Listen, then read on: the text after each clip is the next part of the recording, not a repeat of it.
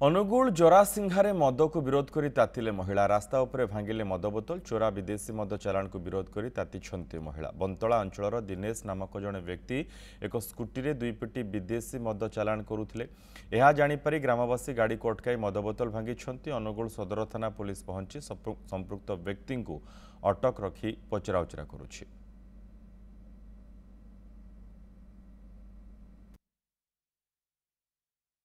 आम गाँव में मद आम अनुरोध कर भांगीचु सब आज कौन भांगिल आम पुओ कही माड़ खाऊँ मद पीकिना माड़ मतार होती आम भांगिलु गाँव अनिष्ट होगी गाँव मद कौटू आइला कौटू आसला आम कहीपर आम मद भांगा कथा भांगिलु सारा गाँव